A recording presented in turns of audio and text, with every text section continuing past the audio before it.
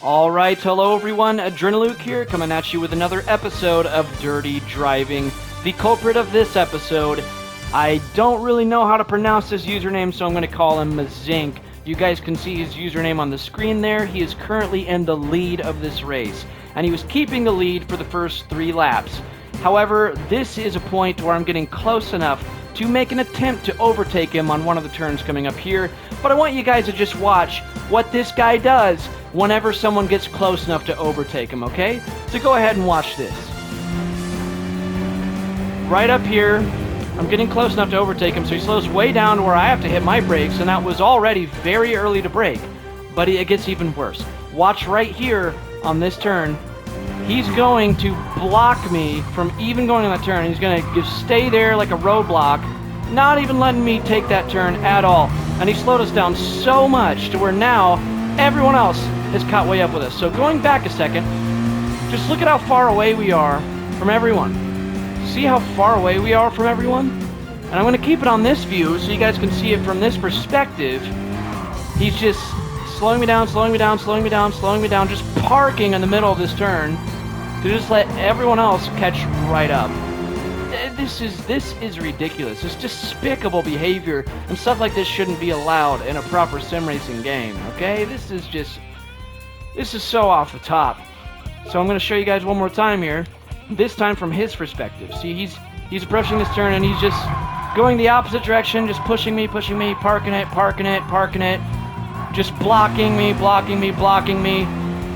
This is what he does. If you get close enough to overtake him, he likes to make sure that you are not going to pass him.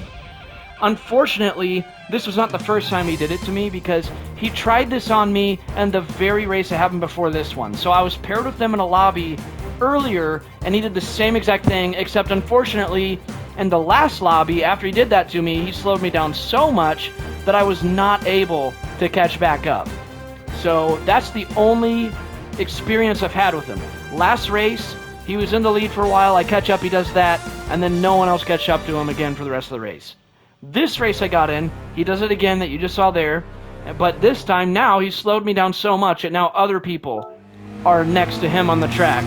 And so he wasn't able to keep the lead, he was just able to slow me way down, so that wasn't really a smart move then, was it? You know, he thinks this is the most logical strategy to keep the lead, I guess, is to just block people from passing you altogether and just park in the middle of the track like you saw earlier.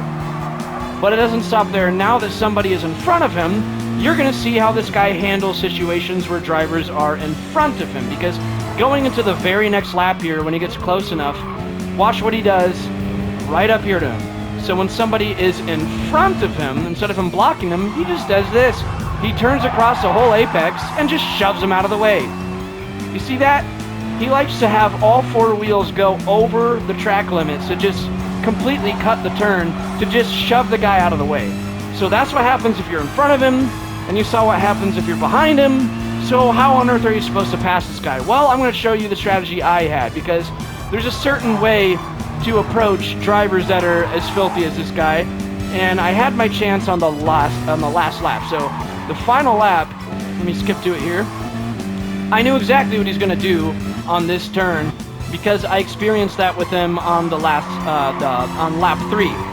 I knew what he did on lap 3, so on the last lap here, I know he's going to try to repeat that, because once again, I managed after 3 more laps to catch back up to him, and I'm thinking, here we go again.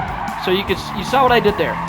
And my thought process there was that I knew that he was going to just park in the middle of the apex again and just keep shoving me out of the way, so I could not approach this like a normal turn. And so you see here, I just came in flying full speed and let the impact of that high-speed collision push him out of the way and slow my car down enough. So I'm not even braking, I just slam in full force, and the impact slows my car down enough to where I still make the turn, and the impact shoves him out of the way to where he can't just continuously keep pushing me and blocking me.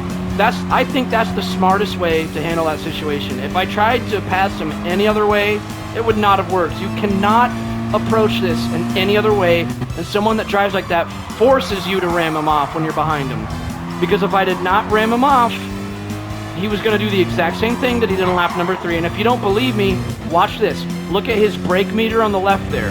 He's going to have his brakes fully engaged at the apex again. When he sees I'm up there, look, brakes fully engaged. He had his brakes fully engaged the whole turn. See, look at this. He's approaching the turn. And he keeps his brakes fully locked on the whole time. So he was getting ready to just park it at the apex again. And he wanted to just keep continuously pushing me out of the way like you saw in lap 3.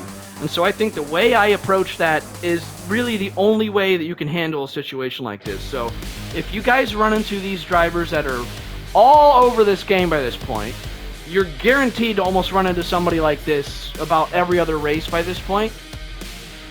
I shouldn't even say if, when you run into people like this in Gran Turismo Sport now, the only way that you can pass them is to do what I just did.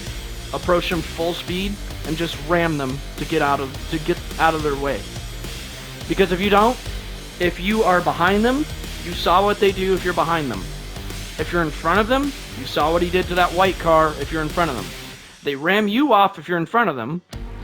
And if you're behind them, they just, park in the middle of the track and just keep blocking your way.